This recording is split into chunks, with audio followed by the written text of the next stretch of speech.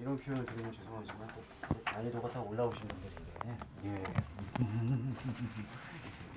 성경을 하나하나씩 짚으시면서 보시면 도움이 더 되시죠. 필기도 오래 또 준비하시다니까요. 예, 오늘 처음으로 보실 게 집주인입니다.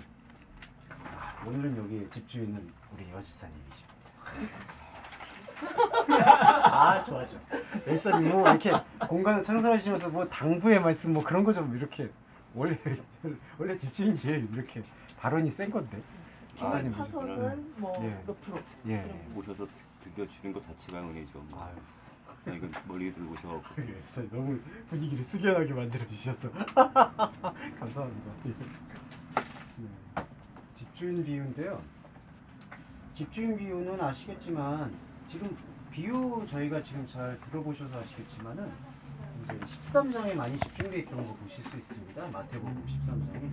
그래서 마태복음 13장에서 이제 마지막으로 요 13장 처음부터 씨 뿌리는 비유에서부터 시작해서 마무리되는 그 진주 비유 뭐 여러 가지 비유들 나왔었죠. 그 다음에 저번 주인가 저저번 주 그물 비유 저희 나눴었던 기억나시죠? 그물 자체의 그 생명력. 그리고 이제 저희가 마지막으로 예수님께서 비유를 이제 마치실 때 나오는 비유가 딱 한 구절 요 52절의 비유입니다.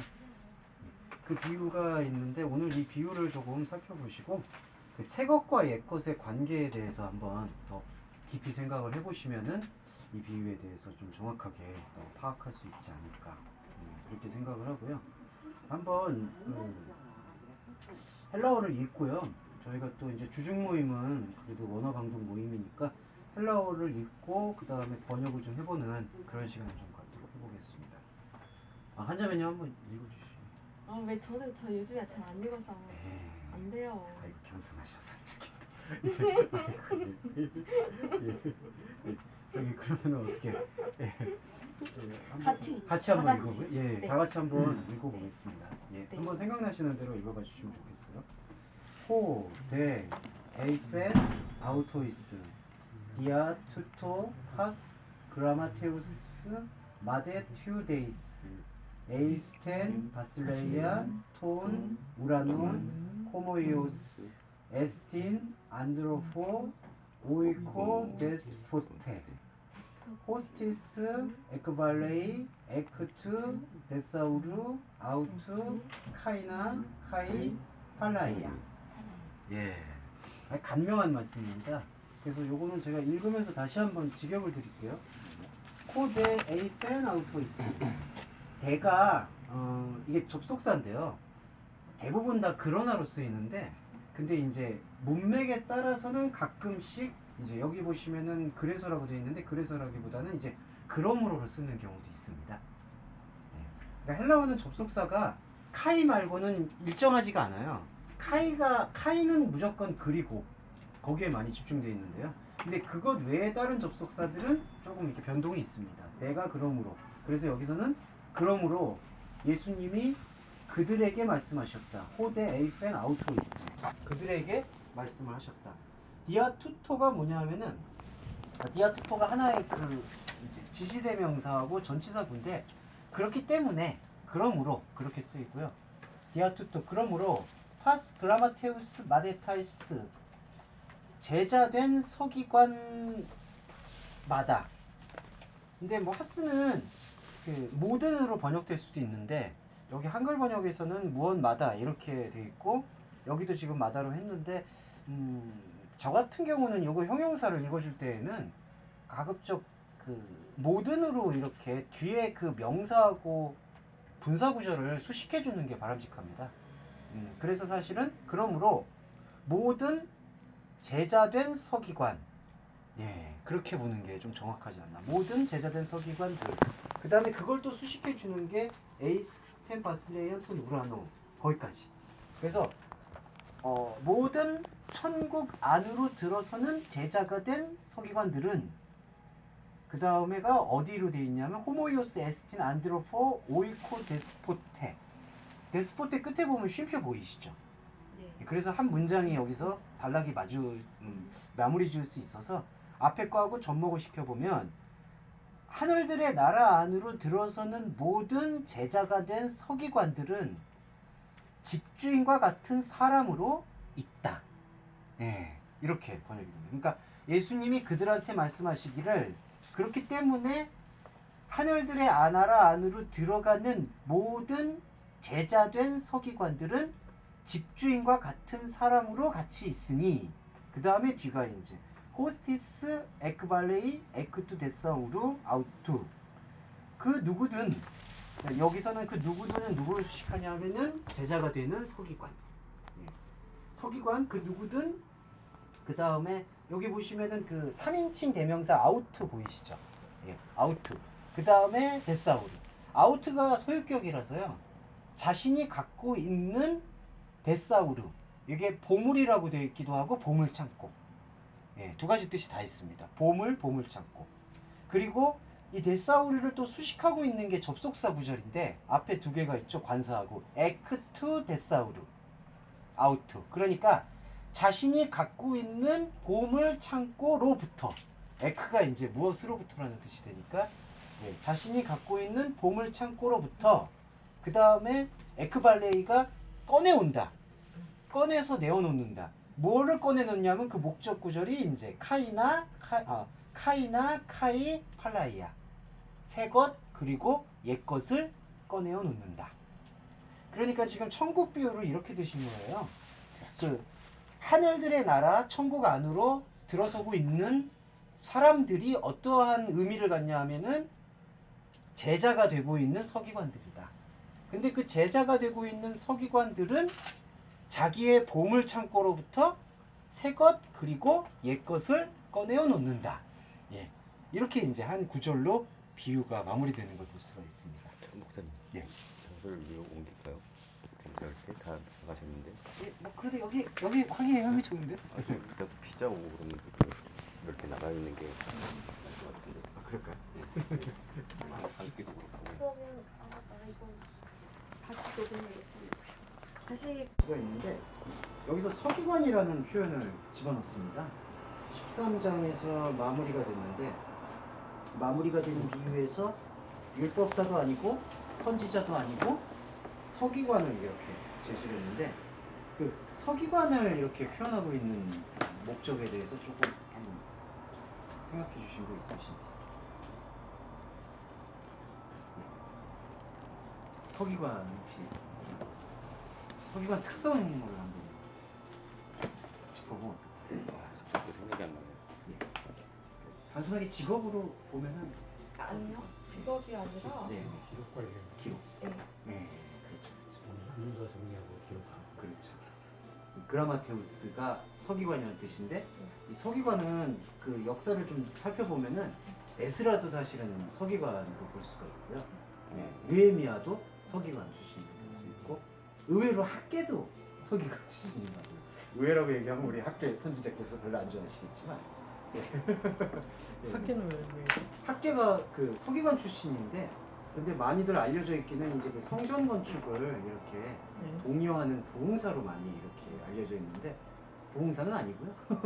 예, 그 포로 시대 때 돌아와서 그 민족들의 잃어버린 문서를 찾고 그런 걸 쓰는 사람, 예, 그런 사람들이 있고 그 다음에 서기관이 또 구약에서 되게 중요성을 하나 가졌던 게 그 요시야 왕 때 종교 개혁 때 잃어버렸던 율법책을 찾아준 그 역할을 한 게 또 서기관들로 알려져 있습니다.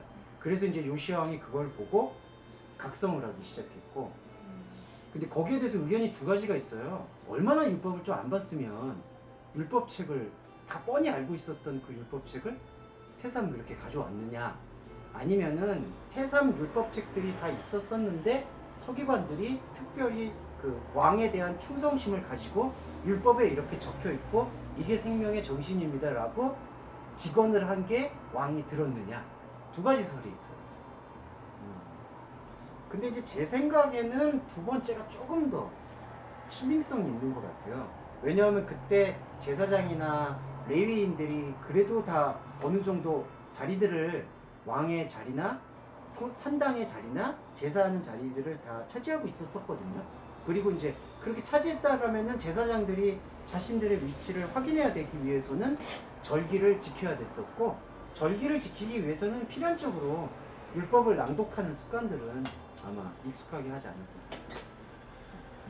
그랬는데 그런 걸로 미루어 봤을 때는 요시야 왕 때 두루마리를 발견을 못했다가 발견했다기보다는 원래 두루마리들이 존재하고 있었는데 그게 구태하고 형식적으로 그냥 아무 생각 없이 절기를 지키고 있었던 그 상황 속에서 서기관들이 그걸 다시 적고 다시 필사하는 과정에서 이러한 의미들이 정말 생명의 의미가 아닐까라고 의논하고 숙고하는 과정에서 종교개혁이 일어날 수 있지 않았을까.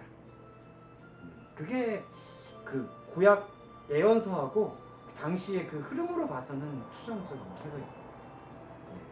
근데 그 첫 번째 해석이 줄을 이루지 않나요? 예, 줄을 좀 이루죠. 그러니까 음. 그만큼 그것도 일리는 있어요. 그만큼 이제 많이 타락을 했기 때문에 율법을 보지 않았다. 근데 이제 제가 아까 말씀드렸던 것은 또 그때 당시에서는 종교하고 정치나 생활이 따로 떨어져 있지 않았기 때문에 아예 종교를 잊어버릴 수가 없거든요. 그러면은 그냥 율법을 읽고 초막절 지키고 유월절 지키고 다 하는데 죄송한 표현 요즘 말로 영혼 없이 그러니까 아무 생각 없이 이제 우리가 제가 유교를 비판하는 건 그렇지만 제사 지내듯이 예, 뭐 부모님한테 뭐 한다든지 뭐 이렇게 한다는 그런 마음 막연한 미신 그런 것들이 되게 팽배하고 있었던 것 같아요. 예. 그게 지금 교회의 모습 아니에요? 예, 그렇죠. 좋습니다. 역시 정확한 해부를 찌르는 말씀을 하셨습니다. 시간 때우기. 네, 제가 그만하려고. 그러니까 사실 성경이 없어서 요즘 뭐 우리나라가 지금 우리 교회가 지금 이런 것도 아니고 사실 그걸 성경을 못 읽어서 그런 것도 아니고 그때 당시는 사실은 더 종교 사회니까. 예. 근데 그만큼 종교책이 율법책이 많이 낭독이 되고 있었음에도 산당은 그대로 있었고 바알은 그대로 들어왔고 아세라 목상도 그대로 있었다는 게 무엇을 의미하겠느냐? 그냥 이거를 그냥 넘었다는 거죠. 넘겨서 있는다라는 그런 의미가 강합니다. 그러니까 오늘 여기서 마태복음 13장에서 요 비유가 끝나고 있는 13장 마지막에서 제자 되고 있는 서기관이라고 표현하고 있는 이유는 서기관이란 뜻이 일단 기록자라는 뜻이 있고 그렇다면 무엇을 기록하고 있었겠느냐라고 보았을 때에는 여기서는 일단 여기 보시면 요게 상황이 마태복음이 적히고 있는 상황이잖아요. 그러면 마태복음이 지금 적히고 있는 상황에서 기록자가 서기관이라고 적었을 때에는 어떤 것에 대한 기록자냐? 구약에 대한 기록자인 것을 볼 수가 있죠. 근데 구약의 기록자가 제자가 되고 있다. 제자 된 여기 분사가 마데투 데이스가 이제 분사인데 되어지고 있는 수동태가 쓰여지고 있어서요. 제자가 되어지고 있는 서기관. 그리고 이 서기관이 그 기록자가 구약의 생각과 구약의 율법을 갖고 있는 서기관이 제자가 되어질 수 있는 그 이유가 뭐냐 하면 예수님께서 하늘들의 나라 안으로 들어가는 상태. 예. 예, 그쵸. 그러니까 천국 안으로 지금 들어가는 상태. 그러면 네. 지난번에 말씀하셨던 천국 받았을 때 거기에 네. 응하여서 네, 그렇죠. 들어갔던 예, 예, 움직이고 있는 이제 그쵸. 천인잔치가 있음을 자각하고 거기에 이렇게 들어가고 있는 상태. 예. 그러네요. 그러면은 예. 선한 사람들 예, 예. 뭐라고 했지? 그러면은 근데 이제 혼인잔치 비유로 봤을 때는 누가복음하고 마태복음하고 분리해서 보실 필요가 있어요. 누가복음에서는 혼인잔치로 들어가는 것 자체를 천국에 참여하는 걸로 봤고 네. 마태복음에서는 들어가서 예복 없는 자가 거기서 추려지거든요. 예. 그러면 이게 지금 39절에 보면 예. 추수하는 게 나오잖아요. 예, 예, 그렇죠. 추수 그러면은 비유. 예. 선한 것과 악한 것들이 예. 분리 그렇죠. 섞어지잖아요. 예. 그럼 그 이 그물 비유도 39절이 그렇고. 예. 그물도 그렇고요. 예. 선 나왔다가 선을 보니까 그래서- 악이 갈라지고. 그러면 마태복음은 계속 그것을 예. 말하고 있는 거. 예, 그렇죠. 그렇죠. 여기 이게 반복이 되고 있죠. 예, 여기 계속. 지금 보면 가라지 비유도 선을 들어와서 가라지를 내고 예. 그물 비유도 맞아요. 그물을 길어 올리니까 악을 이제 구별할 수 구별하는 있고 거. 계속. 여기도 제자 되고 있는 기록자가 구약에서 율법에서 복음을 찾는다라고 얘기할 수 있겠죠. 지금 계속 그게 반복이 되고 있어요. 예, 계속. 그래서 네. 이거를 이제 13장에서 마지막으로 마지막 비유에다가 이제 하늘들의 나라 안으로 들어가고 있는 존재들 예수님의 생명을 발견하고 있으면 이게 제자가 되어지는 건데 그런 제자가 되어지는 자의 신앙의 중요한 포인트는 자신이 적고 있었던 구약을 복음으로 바꾼다는 거죠. 예. 그러면 여기서 이제 구약이 조금 범위를 확장을 하면은 이때 당시에서의 성경 구약만 얘기하는 게 아니라 이제 하나님과 상관없이 인간이 살아가고 있는 상태, 그거를 율법이라고 여기서는 표현했어요. 예. 그걸 율법이라고 얘기 되는데 여기. 그러니까 이게 모든 사람들을 지금 대표하고 있는데 제자가 되어지고 있다. 하늘들 안으로 들어가고 있다. 그러면서 서기관이다. 그랬을 때에는 이 기록자가 어떤 기록이냐? 구약의 기록을 신약의 기록, 율법의 기록을 복음의 기록으로 바꾸는 존재들을 여기서 얘기하고 있잖아요. 일본 기독교인하고 지금 다른 기독교를 추구하는 교신이라고 좀 그걸 생기는 게 단순히 말씀이 드린다고 천국에 채우는 게 아닌 것이 에이스라는 전치사가 목적격 전치사거든요. 천국 안으로 들어가고자 하는 그런 의지를 가지고 이제 구약 말씀을 보는 그런 그런 상태가 참된 제대로 할 수 있습니다. 그렇지 않고 이런저런 대단했다, 성취했다, 이거는 무의미한 의미가 없는 그런 책임밖에 아닙니다. 그러니까 마태복음에서 밝히고 싶었던 제자도가 그 이제 제자도라는 표현이 있잖아요. 제자의 길이 여기서 조금 집중되고 있었던 것 같아요. 그러니까 그 제자를 파송할 때도 주님께서 그러한 어떤 복음의 생명력을 새롭게 발견하는 존재가 되기를 원하는 그러한 어떤 가르침을 주셨던 것처럼 여기서도 하늘의 나라 안으로 들어가는 제자들은 필연적으로 서기관이라는 것을 밝혔고, 서기관은 단순히 기록하는 존재만이 아니라 자신이 쓰고 있는 인생의 기록이나 흔적을 하나님의 복음과 함께할 수 있는 존재로 변화시키는 것을 여기서 표현하고 있지 않나요? 얘기하면 쉬울까요? 어떤 마리아 현상을 봤을 때 네. 그걸 그대로 대응한 게 아니라 하늘 차원으로 보여줌으로써 이거를 끝나지 않는 존재하지 않는 그리고 이걸 어디에서 복음을 뜻을 예, 그렇죠. 예. 그러니까 하나하나. 그리고 그 말씀을 잘 해주신 게 그 뒤에 이제 그 부분하고 같이 나오는 것 같아요. 여기서 보면은 이제 서기관이 또 집주인과 같다라고 또 표현이 있거든요. 그러면은 집주인은 서기관, 일단 기록하는 사람, 그 다음에 집주인. 집주인은 자매님 비유의 의미에서 정리를 해본다면 어떤 사람, 어떤 상태? 집주인. 집을 짓고 있는 사람일 수도 있고 집을 관리하는 사람이기도 하고.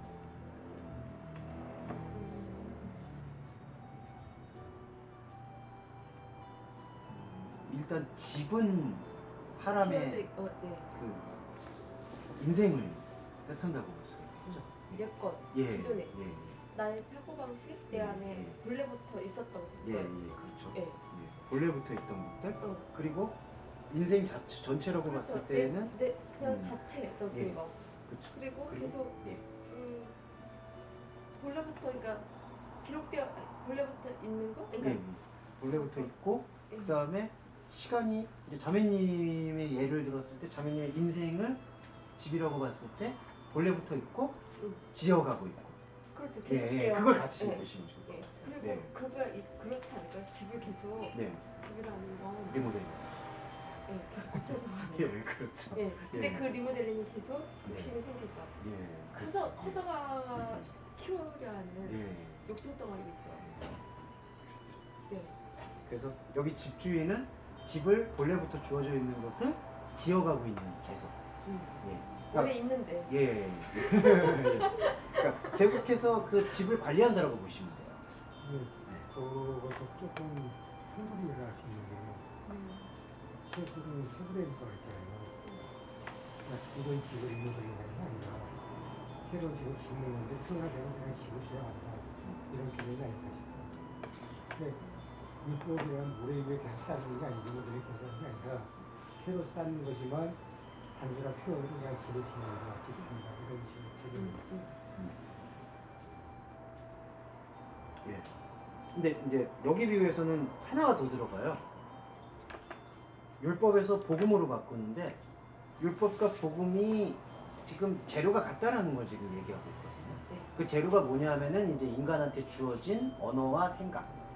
그게 이제 아까 자매님 말씀하신 본래부터 주어진 것, 그 다음에 그 본래부터 주어진 것 안에서 옛 것과 새 것을 내놓거든요. 옛 것이 뭐냐 하면은 우리한테 본래부터 주어진 것. 새 것이 뭐냐 하면 그 본래부터 주어진 것으로 그 눈과 교육받은 것과 알고 있는 언어와 생각으로 말씀을 받는데 그 말씀이 우리한테 본래부터 있던 것과는 상관없이 은혜로 들어온 것을 보여준다라는 게 중요한 것 같아요. 예. 그래서 여기서 보시면 이게 난해 구절이에요. 원래 새 것과 옛 것을 내어온다라고 얘기하고 있거든요.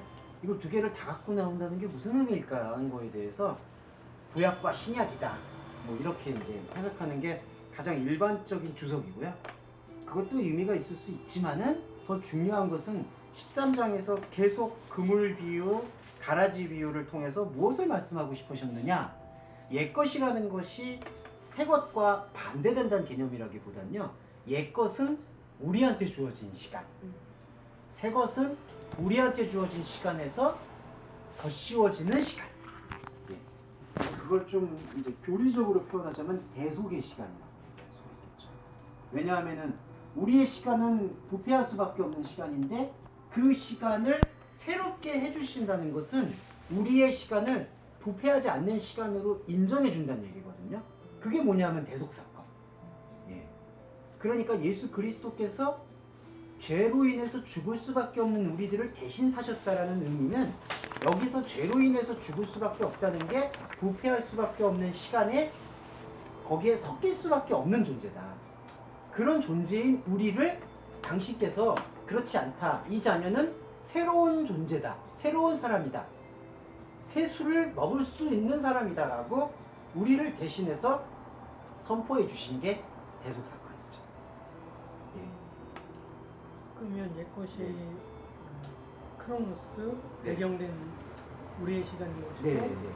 카이노스 새 것이 예. 하나님의 더 씌우는 은혜 하나님의 더 씌우는 시간. 예.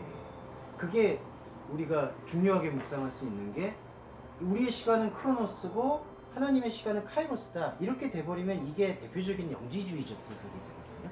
그러니까 크로노스를 버리고 카이로스만 취하면 된다. 그게 아니라 조선의 말씀처럼 크로노스에 카이로스가 더딥혀진다라는 게 중요한 것 같아요. 예. 이게 대속사건.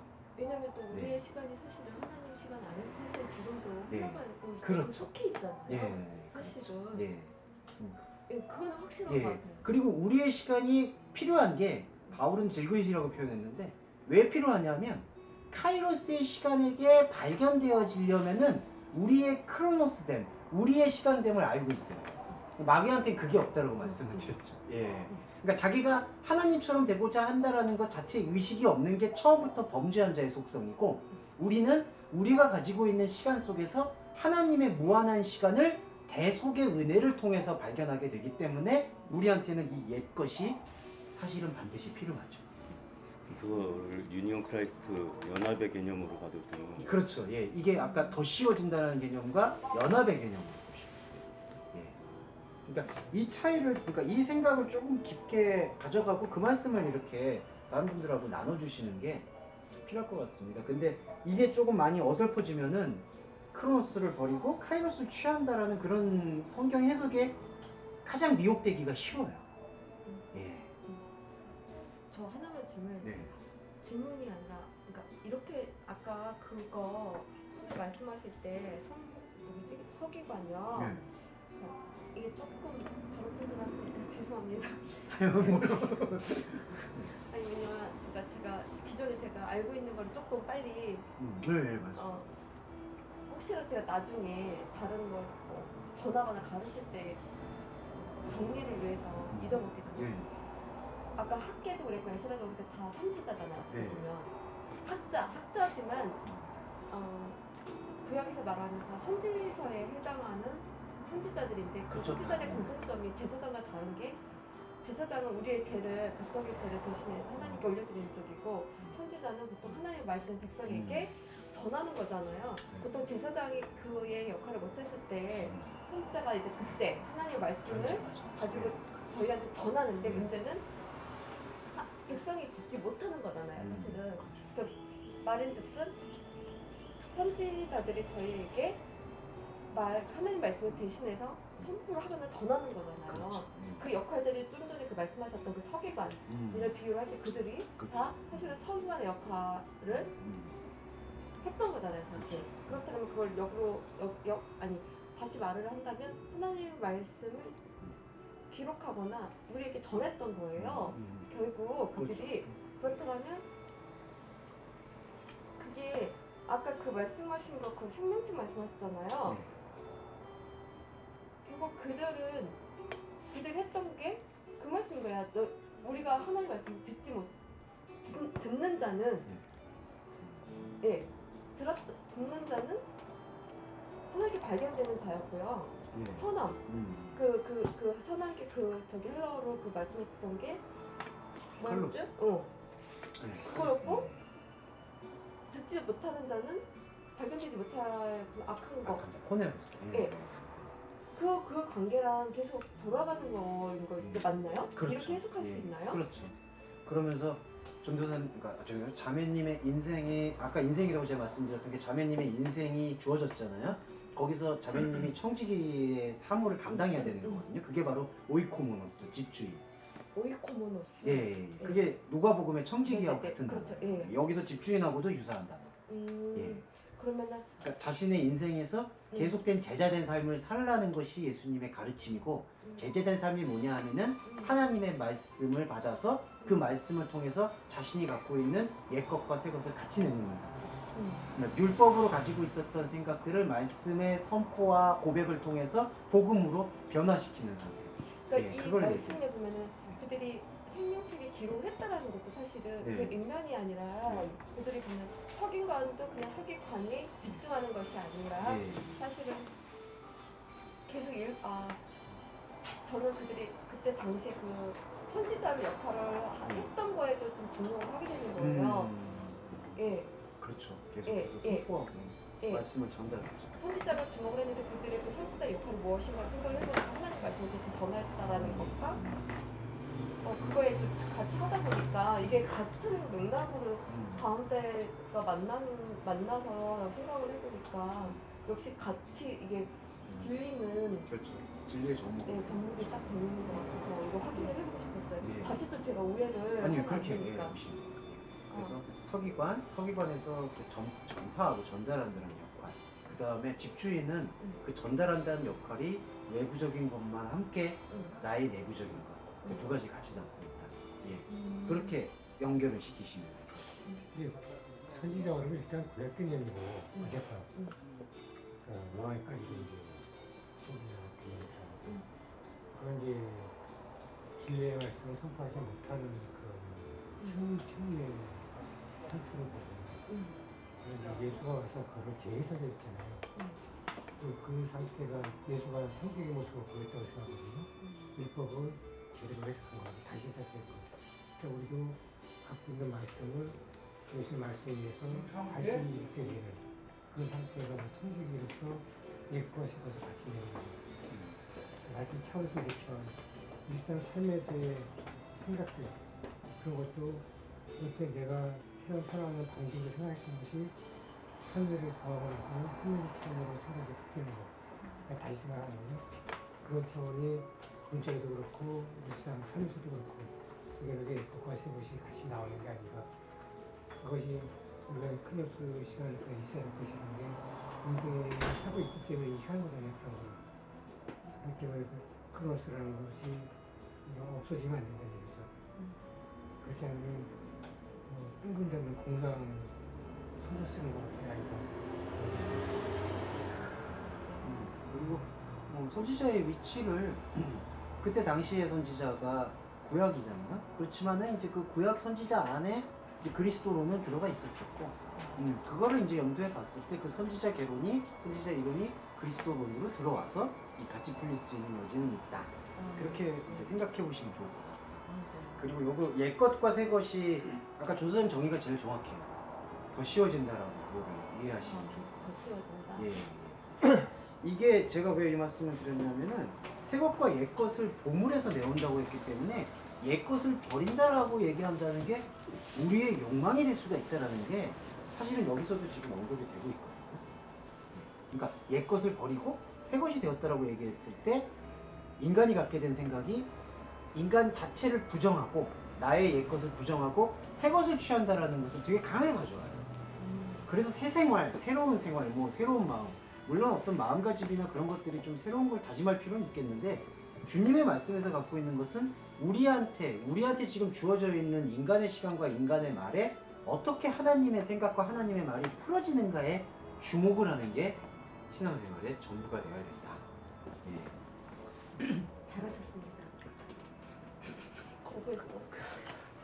그 옛것을 버리고 새 것을 취하라는 게 예. 말씀 가운데 많이 있잖아요. 네. 뭐 한두 군데 있는 게 아니고 여러 군데 찾으면 있는 것 같은데 그러면 그것에 대한 예. 오용을 막기 위한 네. 경고의 말씀으로 네. 그것을 바라볼 수가 있는 건가요? 예, 그러니까 우리의 그렇죠. 관점에서. 예, 우리의 관점에서. 예. 그리고 이제 옛 것을 버린다라는 걸 만약에 이제 그 원문, 오인 본문으로 해석을 하자면은 옛 것을 버린다는 게 아피엠이라는 단어가 쓰였기 때문에 그 용서하는 단어, 사한다는 단어, 받아들인다는 단어, 그 단어도 같이 쓰이거든요. 옛 것을 버린다는 건 옛 것을 받아들여서 새 것을 꺼내라는 얘기라고도 사실은 이제 원문적 해석은 그렇게 변화되는 뭐 어떻게 보면 사람들이 얘기하는 성화가 되는 거죠. 예, 그렇죠.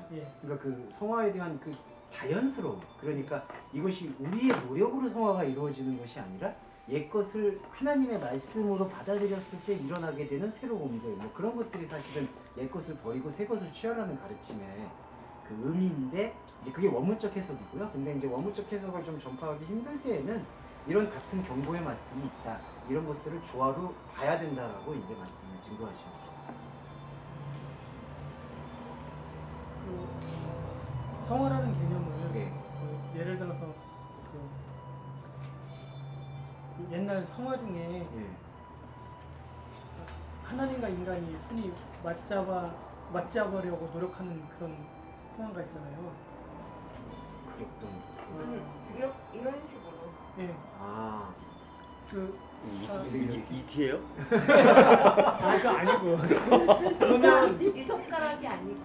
보면 그러니까 제가 하나님의 손이고 이게 인간의 손이라면 잡아서 끌려가는 것이 성화인 것이지 이런 식으로 내가 이렇게 하나님을 향해 가는 게 성화가 아니다. 그렇죠, 그렇죠. 견인으로 봐도 일부러 두 관점으로 보자면. 예, 그렇죠. 첫 번째 관점이 성화의 본질이라고 얘기할 수 있겠죠.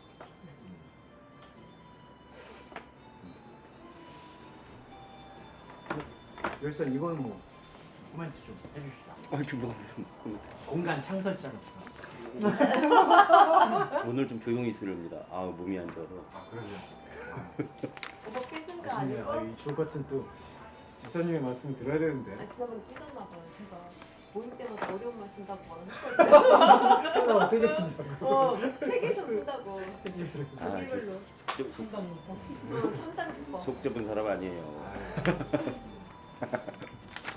정호영재님 여기 뭐 혹시 질의나 뭐 하시고 싶은 말씀 있으시면? 저는 저기 질문 있는데요. 보물 창고가 좀 잘 이해가 안 됐어요. 자기의 보물이라고 얘기하는 게 지금 그 집주인의 그 공간 개념하고 좀 유사한 것 같아요. 예. 그러니까 집주인이 계속 살아가면서 자신 안에서 소중하게 생각하는 것들을 이제 보물창고라고 표현할 수가 있으니까 그 보물창고에서 지금 내어놓는 것을 예수님께 새 것과 옛 것이라고 주목했고요. 그게 보시면은 마태복음 비유죠. 마태복음 비유가 그 오늘 밤 내용은 뺏어가는 게 어디죠? 집사님 트레이드 죄송해요. 그 트레이드 거기가 누가복음인가요? 누가복음에 보면은 그러니까 하늘에 쌓아두는 보물에 그러니까 땅에 쌓아두는 보물에 대해서 경고하는 게 하늘에다가 보물을 쌓아둬야지 땅에다가 쌓아두면은 오늘 밤 영혼을 걷어가는 게 어떻게 유효하겠느냐. 그러니까 여기서 지금 보물창고라고 얘기했을 때 지금 이것의 안에 옛 것만 담긴 게 아니라 새 것이 담겼다는 얘기는 하늘의 차원을 인식하기 시작했다라는 것을 이제 새로운 보물창고의 개념으로 이렇게 접목시킬 수 있습니다. 있을 건데. 그럼 보물 창고는 내 마음에 있는 것이 아니라 하나님의 것인 게 맞나요? 네, 하나님처럼. 그러니까 자기의 보물 창고는 결국 산상순으로 가면은 기도하는 장소인 골방하고도 연동될 수 있다고. 이어지는. 예. 그러니까 원래는 하나님의 골방이 우리 안에는 죽어 있었고 없었는데 말씀을 뭐 받아들이거나 말씀과 하나 되기 전에는 옛 것만 있었죠. 근데 새 것이 들어옴으로써 나의 옛 것을 보게 되는데 이 옛 것을 버리는 것이냐? 그게 아니라 이 옛 것이 새 것의 덧입임을 받을 수 있는 상태임을 우리가 기록해야 된다는 거죠. 그게 곧 제자고. 그럼 기록은 뭐냐?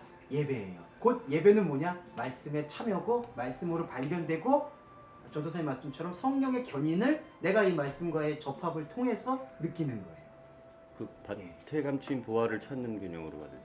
그렇죠. 13장 지금 비유에서는 지금 13장 비유는 다 같이 연동하셔서 묵상하시면 좋아요. 그물 비유도 그랬고요. 아까 우리 한자매님 말씀하신 가라지 비유. 이것이 새 것으로 덧입히시는 네. 이 순간을 네. 11조로 드리는 것이다. 저는 다른 건 아니에요. 역시 있어요. 맞아요. 맞아요. 이게 노량물이죠. 집사님 사랑해요. 보여야지.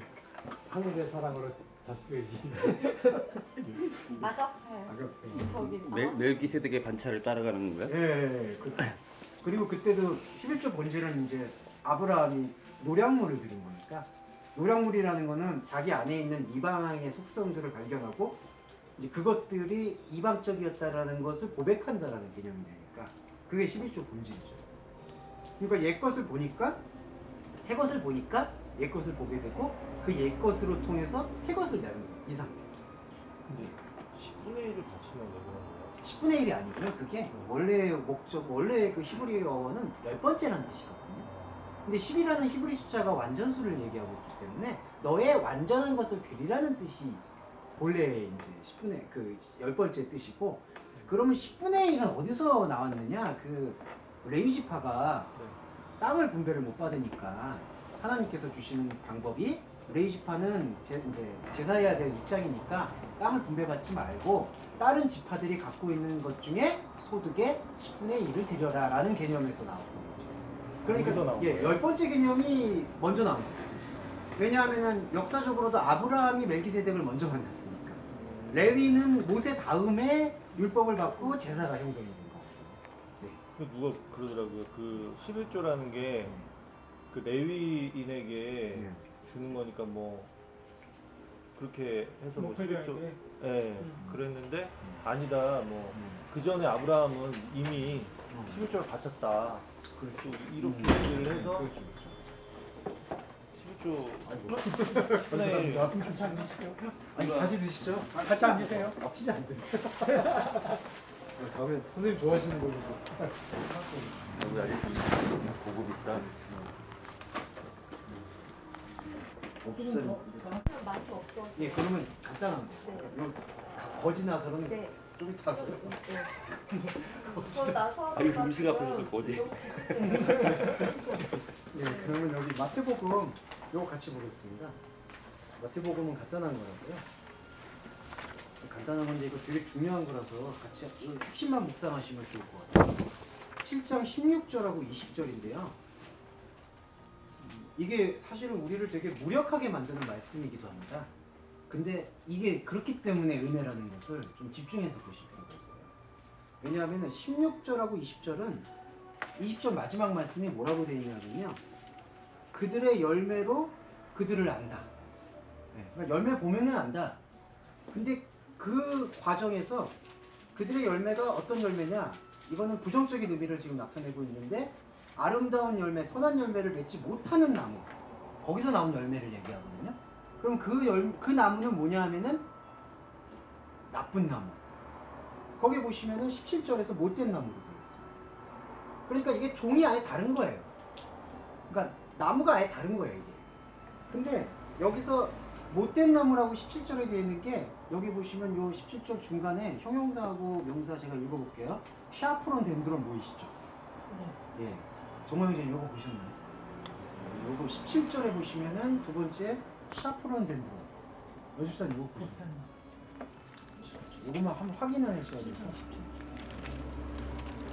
네. 예, 보셨죠? 부패한. 그 집사님 요거 보셨죠? 그래서 이게 샤프론이고요. 부패한 나무. 그 다음에 뒤에 보시면은 못된 나무가 나쁜 열매를 맺는다 했을 때 나쁜 거는 카르푸스 포네루. 예. 지금 형용사가 두 개가 달라요. 아시겠지만 샤프론은 나쁘고 좋은 뜻이 없어요. 그냥 자연현상 표현이에요. 썩는다. 이게 시간 표현이죠. 아까 우리 옛것과 새것으로 말하면은 옛것에 해당하는 사람의 시간. 아, 예. 그러니까 부패한 나무라고 했을 때 이게 한글 번역은 못된 나무다라고 했는데 그게 아니라 그냥 원래 나무는 우리한테 지금 보이는 자연현상의 나무는 다 이거예요. 샤프론들도. 예. 그냥 저절로 부패해질 수밖에 예, 없는 그렇죠. 거죠. 부패라는 게 어차피 우리가 시간을 가면서 겪을 수밖에 없는. 근데 여기서 아주 아이러니한 게 그냥 나무인데 이게 뒤에 보시면은 포네루가 쓰였어요. 예. 악한 열매가 나옵니다. 그러니까 이게 지금 말해주고 있는 바가 뭐냐면요. 좋은 나무가 본래부터 인간이 갖고 있는 인간의 상황 속에서는 주어져 있지 않았다라는 것을 말씀해 주시는 거예요. 냉정히 말하면. 네. 그러니까 부패한 나무가 사실은 우리 모두의 모습이고요. 이거는 왜냐하면은 자연현상을 얘기하고 있고 시간의 현상을 얘기하기 때문에 우리가 받아들일 수밖에 없는 나무인데 그럼 우리한테 그냥 주어진 거잖아요. 근데 우리한테 주어져 있는 삶의 결과물들을 여기서 예수님은 까르포스 포네로 악한 열매라고 표현하셨어요. 그러니까 앞에는 그냥 부패하는, 그러니까 악이냐 선이냐라는 말씀이 없고 그냥 부패한 나무, 자연현상의 나무인데 거기서 나오는 열매를 악하다. 포네로스. 원래 인간은 악한 열매를 맺을 수밖에 없는 그렇죠. 존재예요. 예, 이게 죄론이죠 사실. 그러니까 의인은 행위적 없나요? 죄를 얘기하는 게 아니라 좀 존재가 이 우리 모습이 죄다. 예. 그 다음에 그 반대로 좋은 나무를 언급하셨어요. 그럼 좋은 나무를 언급하셨다라는 게 무슨 얘기냐 하면은 이 우리가 로마서의 그 접목이 가장 필요한데 로마서에서 말하면은 이 부패한 나무에서 잘려가지고 진짜 선한 나무로 접붙임되어지는 것을 표현한 바가 있죠. 여기서 말씀해 주시는 게 바로 그거예요. 우리가 갖고 있는 나무의 속성에서는 정말 냉정한 얘기지만 우리가 여기서 어떠한 일을 해도 포네루스, 악한 열매를 맺을 수밖에 없다. 근데 이것을 자각하게 해주는 이 말씀이 우리한테는 좋은 나무로 우리한테 다가오고 있다. 그러니까 우리의 죄된 모습을 발견한 게 그냥 내가 어떤 행위나 행실을 통해서 나의 좌절감을 통해서 내가 죄를 지었다라고 인식하는 거하고는 완전히 다르게 이 말씀 좋은 나무가 들어오니까 내가 가지고 있는 나무의 속성이 부패할 수밖에 없는 속성을 가진 나무구나. 그거를 발견한다는 거죠. 좋은 나무를 네. 그리스도로 보고 네, 그렇죠. 그리스도로 인한 그리스도인 되는 네, 예, 그렇죠. 이렇게 보는 거예요. 그렇죠. 그러니까 그리스도로 인해서 그리스도인 된 내가 본 나의 모습이 부패한 나무에서 나쁜 열매를 맺고 있었구나라는 걸 이제 발견하는 거예요. 아까랑 네. 바로 앞에 네. 거기서, 예. 그렇게 볼 수가 있고. 그래서 접붙임 말씀을 하신 거예요. 예. 그래서 이제 바울과 여기 접목점을 복음서하고 같이 접목점을 가져가면 좋을 것 같고요. 왜냐하면 그런 것 때문에 지금 21절에 이 말씀을 하셨어요. 보시면은 나더러 주여 주여 하는 자가 천국에 들어가는 게 아니라 내 아버지의 뜻을 행하는 자가 들어간다. 근데 뜻이 누구냐? 하나님 보내신 자거든요. 요한복음에서 하나님 보내신 자 믿는 게 하나님 일이거든요. 그게 뜻으로 행하는 거고. 그럼 우리가 여기서 말씀을 통해서 받아들일 게 내가 좋은 행실을 해야지 이게 아니라 좋은 행실은 당연히 부차적으로 따라오는 거고요. 여기서는 내가 좋은 나무 그리스도를 보니까 내 안에는 부패한 나무의 속성이 있었구나. 이게 나쁘다 좋다가 아니에요. 그걸 발견하는 거예요. 그러면 새로운 접붙임이 일어나요. 예. 그걸 여기서 좀. 좋고 나쁘고서 우리가 생각하는 그런 좋고 나쁨이 아니잖아요. 예. 하나님과 옛날 예. 결과를 목적으로 두는 것이 아니라 네. 근원의 목적을 두고 그렇죠. 근원 행위라고 해요. 그건 이제 저는 이제 그렇게 말씀을. 근원 행위. 예.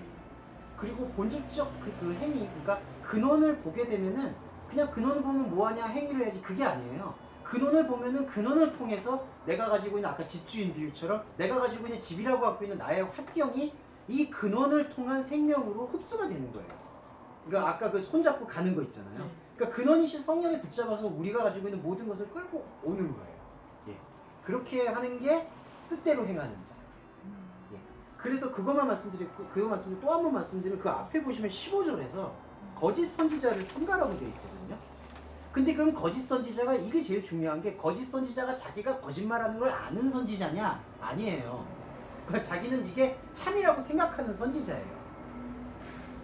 근데 자기는 부패한 나무의 속성과 좋은 나무의 속성을 알려고 하지도 않고 거기에 귀를 막은 채 부패한 나무에서 계속 일어나는 부패한 윤리만을 찾고 있는 선지자가 거짓 선지자라는 거죠. 이게 대표적인 게 엘리야 선지자고요. 예전에 그 불을 가지고 논쟁을 벌인 적이 있잖아요. 그 나머지는 어쨌든 다른 선지자들. 근데 다른 선지자들이 눈으로 보면은 현상적으로 보면 우리는 당연히 엘리야가 선인이니까 그 전제로 까고 보니까 부패한 타락한 선지자들 보는데 그게 아니라 그때 사람들 그때 당시 환경에는 엘리야 선지자가 무모한 거예요. 예. 왜냐하면 그때 정황상은 당연히 이거를 국가적으로 해야 되고 예배해야 되고 해야 되는데 엘리야 선지자는 사실 가만히 있었던 거거든요. 가만히 있지 말라고 얘기한 게 그 사람들이고 그래서 그 사람들이 했던 행위가 뭐냐면은 자기의 이 몸을 자해를 해가지고 피를 만들어요.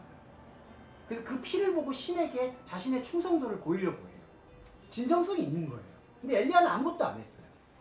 거기서 우리가 중요하게 여호와의 말씀을 듣는 것, 그거를 통해서 선한 나무에게 접붙임 되어지는 것을 아멘으로 받아들일 수 있는 용기, 그게 진짜 용기라고 저는 말씀했어요. 그게 바로 아버지 뜻대로 행하는 신앙생활입니다. 예. 다음에 나중에 또 말씀 나누실 때에도 이 부분을 그렇게 말씀드리고, 또 혹시라도 여기서 가장 많이 오는 질문이 그러면 우리가 삶에서 그냥 살아도 되는 거냐라는 질문이 제일 많아요. 그게 제가 아까 말씀드렸던 게 근원을 보는 자는 근원의 이끌림을 받기 때문에 하나님과 합치된 삶, 그런 삶을 살 수가 있다. 거기까지 말씀해 주시면 됩니다. 열매 맺음에 대해서 네. 되게 많이 나오거든요. 네. 근데 뭐 그에 관해서 물론 근원에 집중해야 되는 말씀이 없진 않지만 네. 그것 때문에 열매를 맺어야 하는 것이 우리 그리스도인의 삶이 아니냐. 조금 20절을 돼 있잖아요. 예.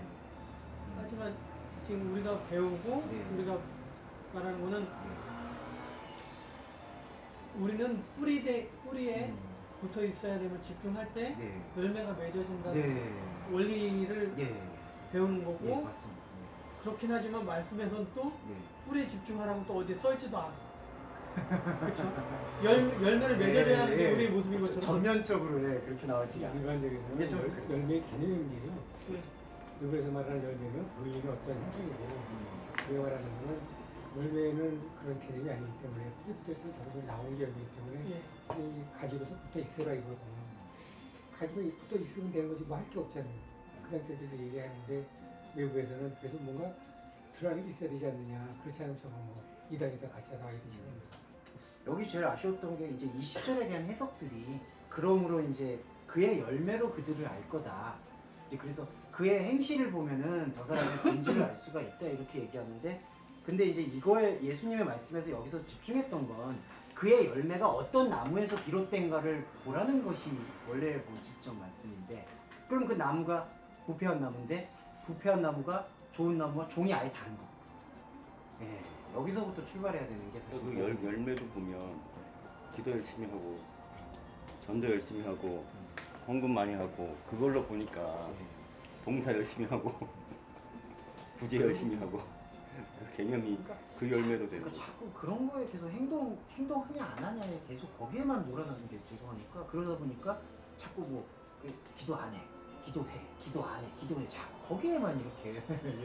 그러니까 이거 기도하지 말랬어, 아니야 기도하랬어, 자꾸 거기에만 이렇게 웃기는 거예요. 그러면 안 나왔어요. 오랜만에 요청을 하나 드리겠습니다. 네네네. 열매 맺음에 대해서 예. 글을 예. 제대로. 피자 먹죠. 안 쓰시겠다는 얘기지. 아니. 접근이 필요가 있겠죠. 어떻게 여섯 총재는 뭐예요? 여섯 총재? 아, 6총재가 아니고 5총재인데 아, 이제 그렇구나. 자기를 포함해서 지금 아. 제가 6승이라고 하는데 이제 그 부자가 보고 있는 5형제가 좀 정확하게. 이 유대주의하고 그 뭐 선민사상 안에 그 율법주의 안에 예. 사실 그 다윗을 통한 시오니즘도 들어가 있지 않나요? 다 같이 들어가요. 예. 시오니즘, 유대주의, 율법주의. 아브라함은 유대주의고요. 우리는 아브라함의 자손이라는 걸 강조했고, 그 다음에 뭐 시오니즘 같은 경우는 율법을 지켜서 율법의 나라를 완성하는 태도. 율법주의는 율법을 다 지키려고 하고 있는 아까 5 형제한테 이 말을 전해달라고 하는 태도. 그런 것들을 여기서 우리가 발견할 수가 있겠죠. 그러면은 중요하게 나사로가 누구냐? 나사로가 제일 불편한 존재예요. 이 누가복음에서는 강도 만난 자라든지 이 나사로를 지금 집어넣고 있는데 이게 바로 엄청난 복음의 시작이 될 수가 있어요. 부자가 자기 안에서 나사로를 지금 인식하기 시작했다는 게 복음이라는 것을 지금 강조하고 있는 거죠. 네. 그러니까 지금 나사로 부자는 나사로라는 존재가 없었으면 복음으로 통해서 드러나지 않았으면 지금 자기가 하고 있는 태도가 영생을 받는 태도라고 알고 있죠. 우리 부자 청년 보시면 알겠지만은 어떻게 하면 영생 받을 수 있습니까? 라는 거는 자기 안에 있는 율법을 어떻게 성취하면 되겠냐라는 질문을 얻고 싶었던 건데 무작 청년에게도 가진 걸 답하려고 얘기했고 여기서도 나사로가 등장해요. 그러니까 나사로는 부자가 볼 수 없었던 것을 보여주는 은혜의 도구예요. 예. 이사를 복음시키라고 복음시키가 준 이유는 뭐죠? 뭐라고 할까요? 그게 히브리어 흔하고 나사로의 히브리어 발음 같아요. 라반? 라반인가? 아니죠. 왜 이래? 나사로 그 뜻이 이름은 안 나와요. 나와? 뭐 이상한데? 뜻이 다른 게 아니라 하나님의 은혜, 하나님의 하나님의 은혜. 은혜. 나사로라는 뜻이 지금 말씀하신 게 복음의 시작점인 걸 이제 부자가 이제 보게 된 거예요. 네. 나사로가 하나님의 은혜? 하나님의 은혜라는 뜻이에요. 히브리어 원칙상하게 보면 그 뜻인데. 그러면은 히브리 왜냐면 나사로 자체가 아람어 방언이니까 이게 히브리어예요. 그러면 이게 그 말씀이네요, 그러면?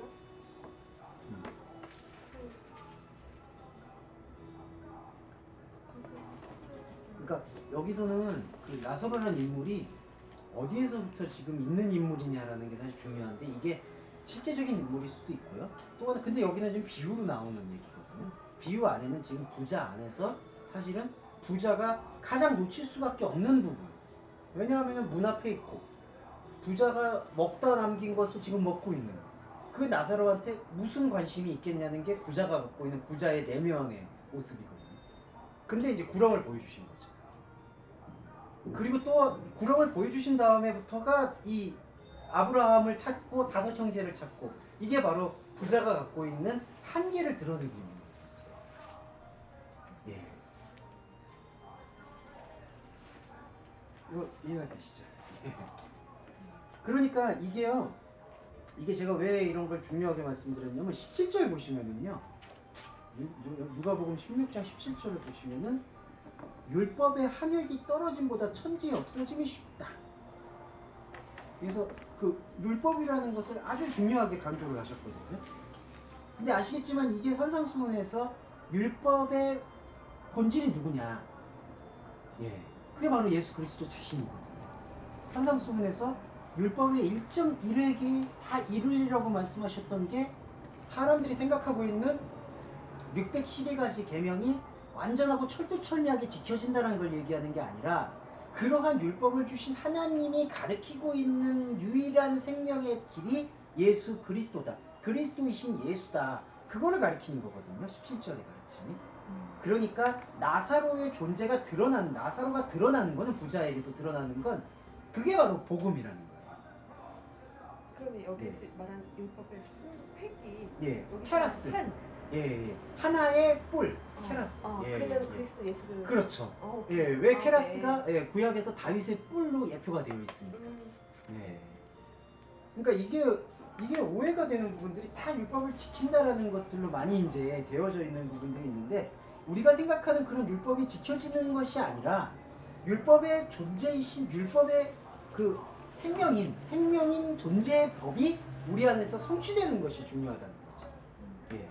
그러면 우리가 이제 왜 제가 이렇게 그 거지와 나사로 이야기를 이렇게 했냐면 우리가 지금 봐야 될 인식이 뭐냐면은 이 부자 안에서 나오는 나사로거든요. 그러면은 개념이 달라지는 거예요.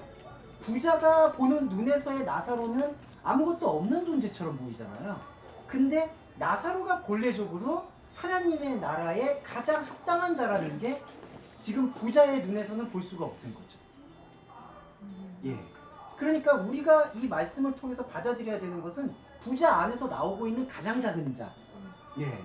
부자 안에서 나오고 있는 어린아이, 부자 안에서 나오고 있는 골방, 그것을 발견하는 것이 이 비유의 진정한 목적이다. 그러니까 이게 뭐 평소에는 물질처럼 잘 살다가 거지들을 잘 돌보지 않거나 가난한 자 안 돌봤으면은 나중에 음부에 가면은 돌이킬 수가 없다. 그런 맥락을 지금 하는 게 아니라 지금 현재의 이야기를 하는 거예요, 사실은. 그거를 조금 더 깊이 들어가 보면 욥기 보시면 아시잖아요. 욥기의 이 전반부의 욥과 후반부의 욥의 가장 큰 차이점은 전반부의 욥은 사실은 제사와 절기를 자신의 불안 때문에 지키고 있다고 볼 수가 있거든요. 혹시라도 잘못되면 안 되니까 하나님이 주셨던 모든 것을 철저하게 다 지키려는 모습이 뭐 때에 따라 제사 지냈죠, 절기 지냈죠. 그리고 또 혹시라도 잘못한 게 있을까 싶어서 제사를 추가로 드리고, 예, 계속 그렇게 왔던 그 마음속에 있는 영적인 불안이 하나님께서 이 우리가 가지고 있는 인간의 행위만으로는 하나님과의 관계가 형성되는, 사랑의 관계가 형성되는 게 아니다라는 걸 단적으로 보여주는 예를 여기 지금 나타납니다. 여기 단계 의인이라고 했을 때 의인이라고 취하면 하나님 취하는 스스로가 전체로 보면 하나님께서 이제 노아가 의인이더라고 얘기하는 것처럼, 예, 하나님께서, 예, 그러니까 당대가 샤네니까 이제 그 변화될 수 있다라는 것이고, 동방에 살고 있는 존재 중에 욥이 의인이다라고 얘기한 것은 마지막에 이제 그 후반부의 욥을 염두에 두고 이렇게 말씀하시는 부분이 아니었을까요? 그러니까 이게 전반부의 그 절기를 잘 지키는 그 의인으로 보는 것은 사실 아니고, 그냥 은혜를 입은 예, 자를 의인이라고. 그 노아가 은혜를 입었더라 그러시잖아요. 예, 예. 그러니까 그게 이제 제가 이렇게 말씀드린 건 신약 해석이라고 보시면 될 것 같아요. 그러니까 구약에서는 정말 자식들하고 그 관계를 잘 하나님하고 유지한 사람을 의인이라고 평가한 건데, 신약의 눈으로 봤을 때에는 그게 의인이 아니라 욥에게서 의의를 찾을 수 없음을 그 쭉 그 세 친구와 그 과정을 통해서 발견한 것을 의인이라고 우리 볼 수 있는 게 아닐까. 예, 그렇게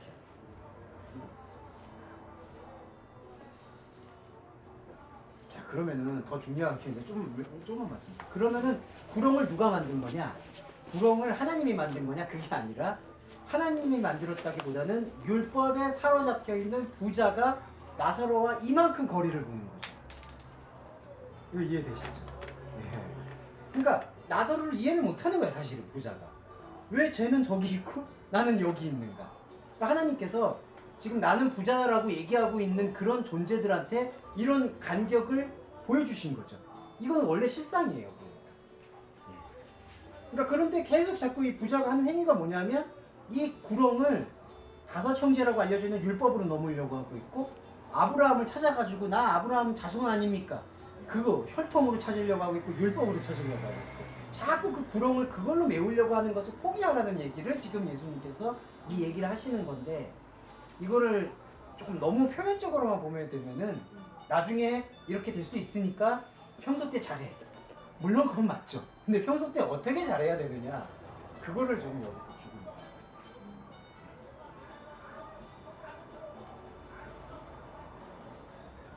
그래서 이거는 신학적으로도 논쟁이 많았습니다. 이게 이 비유 가지고 이제 신학적으로 이래서 연옥이 있는 거 아니냐.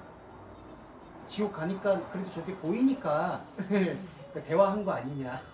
이제 그렇게 또 신학적으로 해석하는 사람이 그 캐톨릭의 아버지라고 할 수 있는 토마스 아퀴나스가 그렇게 해석을 해요. 말도 어렵게 써놔가지고. 그러니까 제가 카톨릭 신학을 무시하는 건 아닌데요. 좀 짜증이 나요, 보면은. 이게 연옥론, 이게 음부에서 이제 고통이 받는다. 그래서 이 부자가 나중에 회개하고, 근데 부자가 회개한 게 어떻게 하냐면 밑에 있는 자손들이 또 연도하고 미사 잘 드리니까 음부에서 회개해가지고 부자와 나사로가 하나가 됐다. 그런 또 소설이 어딨어요. 예. 이거는 그렇게 볼 수 있는, 비유 자체는 지금 그렇게 볼 수 있는 건 참, 아니 그거야말로 알레고리 아니에요. 근데 참 사람들이 그리고 이제 조금 이제 우리가 치밀하게 봤을 때 칼빈의 주석에서는 조금 칼빈의 주석은 이제 반은 감사하고 반은 아쉬운 게 반은 토마스 아퀴나스처럼 그렇게 보고 있는 해석을 그냥 다 잘라버렸어요. 그런 의미는 없다. 연옥 없고 그런 개념 없고 그 다음에 나타나고 있는 건 뭐냐면은 천국과 지옥의 차이를 보여준 거다. 예.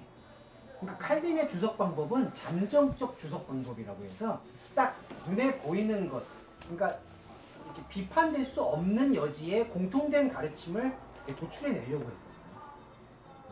근데 그것도 참 감사한 일이죠. 그러니까 어떤 뭐 이렇게 자기 짜집기 하듯이 이렇게 해석하는 것을 넘어서서 딱 하나의 교훈을 찾자.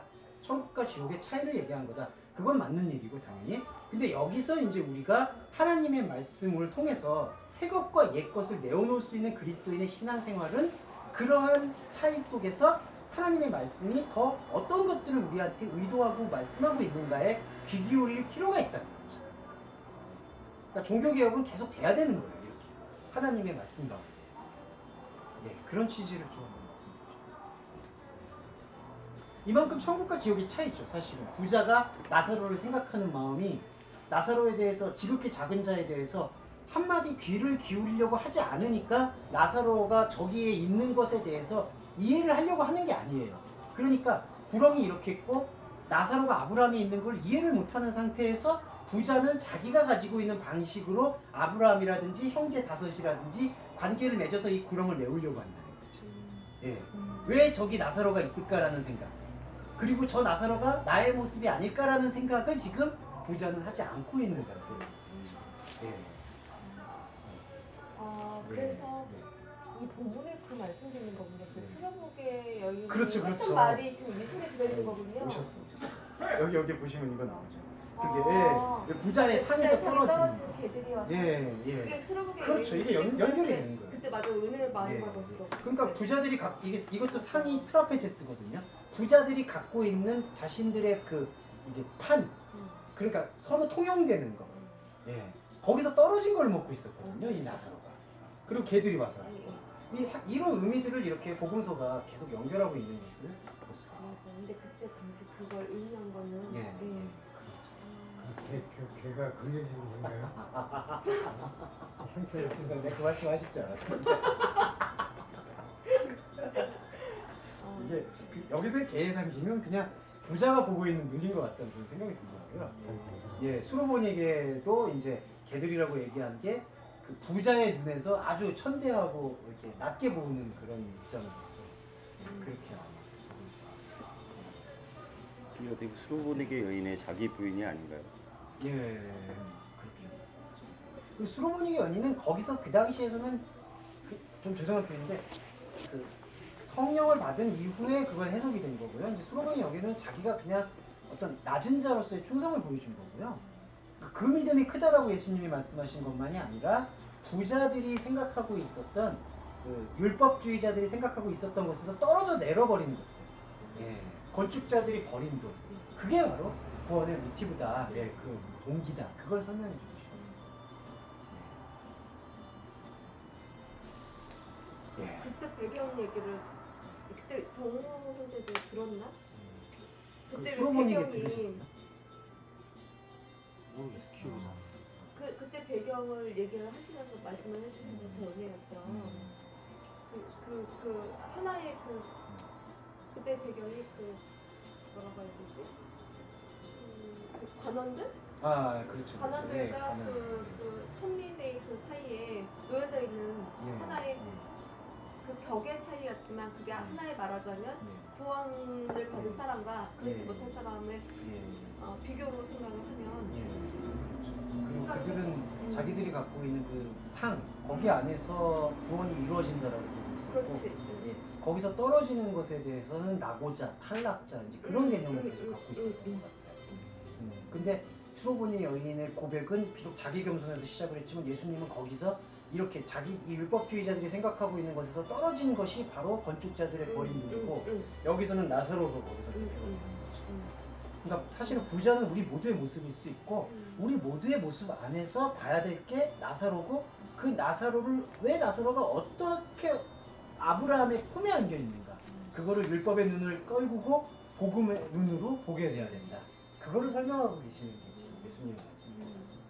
그리고 무덤에서 나오라 하셨을 때 그 붕대를 풀고 나가야 되는 과정. 네, 그것도 상징적인 게 붕대를 풀어놓고 다녀라. 우리가 정말 그렇게 해야 되는 거. 그렇죠. 그런 것들도 많이 의미가 있더라고요. 풀어놓아 다니게 하라고 얘기한 게 다니라는 게 그냥 일반적 동작에 대한 명령형이 아니라 활동하라는 그런 명령형을 띠고 있기 때문에 그 나사로가 사실은 우리 모두에 또 갇혀있는 그런 모습일 수가 있고 여기서도 나사로가 그런 의미가 쓰이고 있죠. 이제 산에서 떨어진 자신의 아기 나도 미쳤네. 그래서 부자 이야기는 그렇게 꼭 정리를 좀 해보시면 좋을 것 같습니다. 근데 이런 게 요즘은 신학이나 신앙들이 너무 좀 아쉬워요. 이걸 또 어떻게 해석을 많이들 하시냐면은 이제 가난한 자와 부한 자의 격차를 줄여야 된다든지, 물론 줄여야죠. 줄여야 되는데 그게 복음의 가르침과 또 그걸 연결시킨다라는 그런 그게 조금 좀 많이 우려가 돼요, 사실. 이렇게 연결시키는 그런 복음. 그러니까 부자는 지금 여기서 호의호식했다. 가난한 자를 돌보지 않았다. 이게 이렇게 가면 예수님 말씀의 의도를 놓치게 되니까. 부한 자들 똑바로 살아야지. 그러니까 다 알아서 좀 사셔야 되는데. 그럼 다 부한 자.